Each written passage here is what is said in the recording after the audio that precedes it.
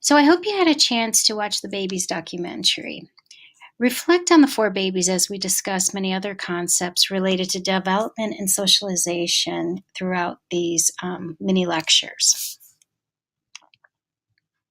So, when we're talking about socialization, we're talking about a process of acquiring culture, learning how to behave acceptably in society, acquiring one's personal identity, learning norms, values, behaviors, and social skills is a continuous process.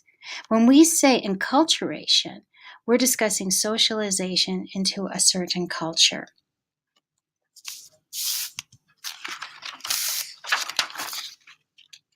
So, differences found in infants' interactions with their mothers or major caregivers can be of great importance, as these interactions mark the beginning of a child's socialization process. And you saw this a lot in the babies video. Think about that movie, how the mothers interacted with their children, and the children interacted with each other and their mothers. The movie followed the children from birth to 1 year, considered their development over the first year, and how their mothers and mothering practices impacted their behaviors and development at age 1.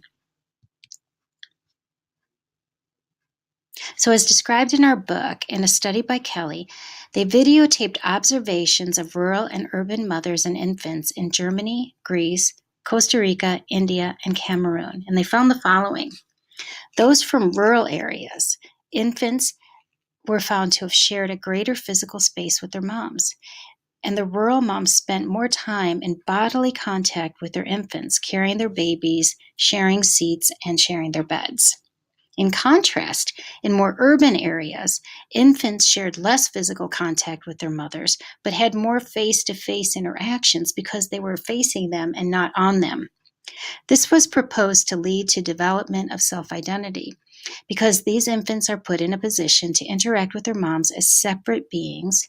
Turn-taking conversations and response to needs were actually possible. Remember, these are limited accounts and therefore do not represent all parenting styles across all cultures, but it does show that how we interact with our babies, even physically, can impact our ability for self-identity and even theory of mind. Consider your own childhood, if such memories still exist. Did you sleep in your own room? Did you sleep in a room with a bed and a crib in your parents' room? Did you sleep in your parents' bed with them? Is any one of these answers more right than the others, or better for the child than the others? And if so, what makes it so? According to the Academy of Pediatrics, they suggest that for sudden infant death syndrome prevention, infants should sleep in the same room with their parents, in their own bed and on their back, without things that might induce suffocation, like their stuffies and their sheets and other things.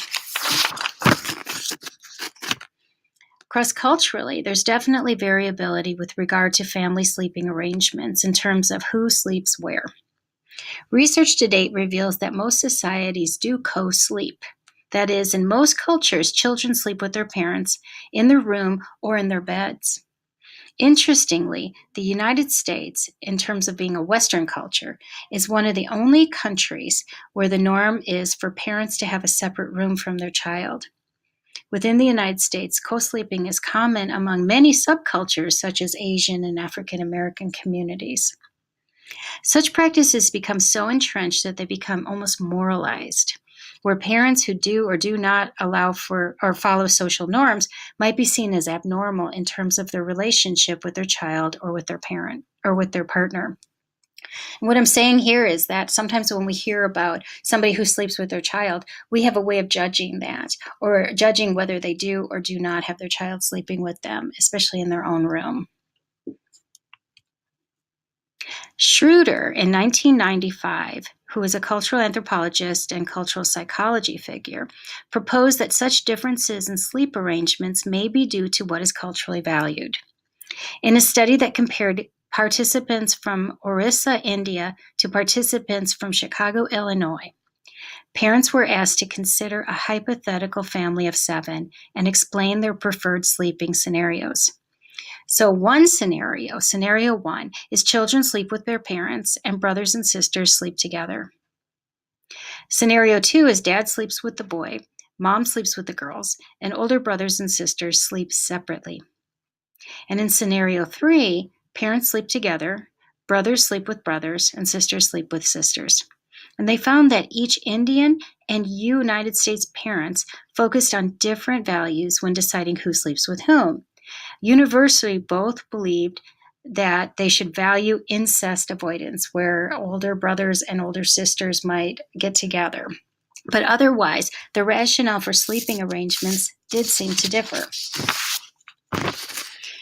For example, for the Americans, they mostly chose scenario three and indicated that they valued incest avoidance, where the opposite sex of pubescent female family members cannot share a room, the sacred couple, where married couples should be given their own space for emotional and sexual intimacy, and autonomy ideal, that younger children should be self-reliant and take care of themselves.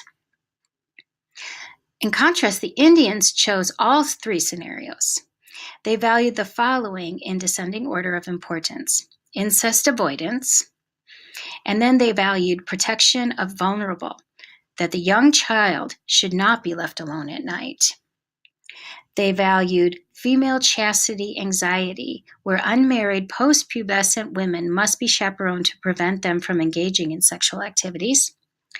And then finally, they valued respect for hierarchy.